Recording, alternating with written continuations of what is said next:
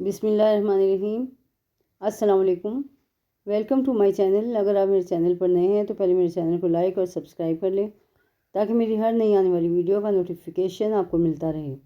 आज हम बनाने जा रहे हैं खोया। तो इसके लिए मैंने 2.5 लीटर दूध लिया था जो मैंने चूल्हे पर चढ़ा दिया है पकने के लिए। तो इसे बॉयल आएगा, जब तक बॉयल आएगा हम इसको ढक कर रख देते हैं ताकि जल्दी उबाल आ जाए इसको।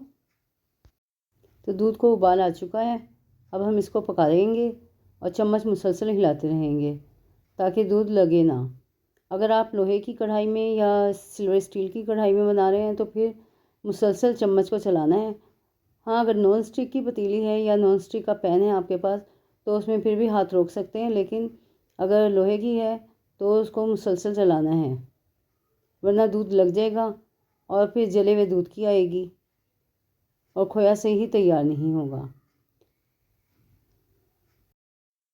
तो इसको पकते हुए तकरीबन 5 मिनट हो गए हैं और ये देखें थोड़ा सा पक कर कम हो गया है। तो इसे मुसलसल चलाते रहना है और पकाते रहना है।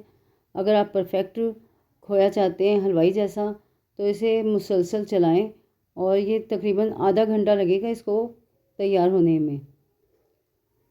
इसी के साथ अगर आप मेरे चैनल पर नए हैं तो पहले मेरे चैनल को लाइक और सब्सक्राइब कर लें और बेल आइकन को प्रेस कर लें ताकि मेरी हर नई आने वाली वीडियो का नोटिफिकेशन आपको मिलता रहे।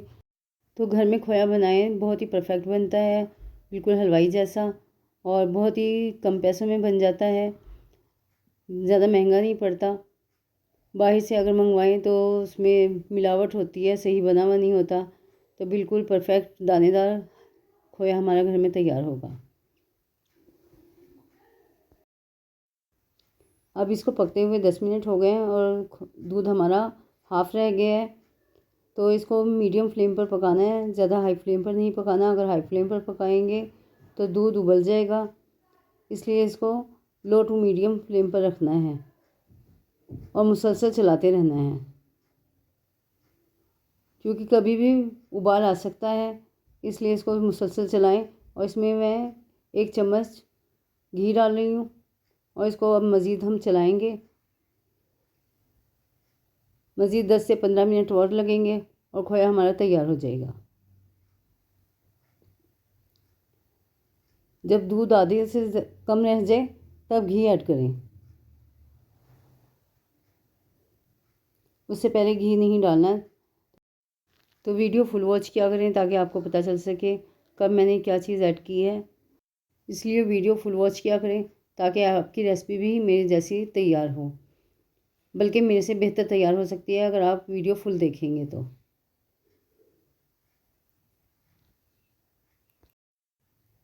बीस से 25 मिनट हो चुके हैं इसको पकते हुए और देखें ये कितना गाढ़ा हो गया है और इसका कलर भी चेंज हो गया है, येलो सा कलर आ गया है इस पर, और ये मज़ीद और गाढ़ा होगा।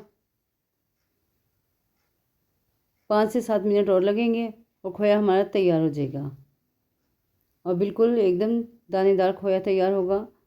परफेक्ट रेसिपी बनेगी हमारी।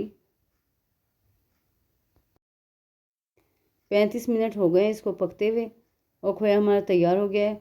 अगर हम मज़ीद इसको पकाएंगे तो ये और गाढ़ा हो जाएगा, इसलिए बस अब ये तैयार है।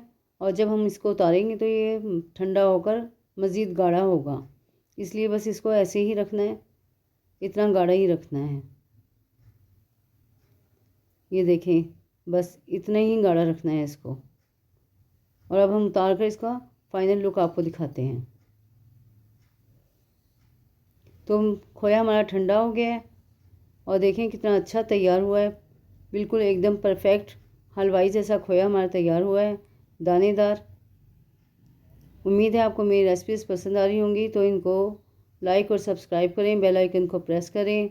अपना बहुत ज़्यादा ख्याल रखें। मिलते हैं नेक्स्ट वीडियो में, तब तक के लिए अल्लाह हाफिज़।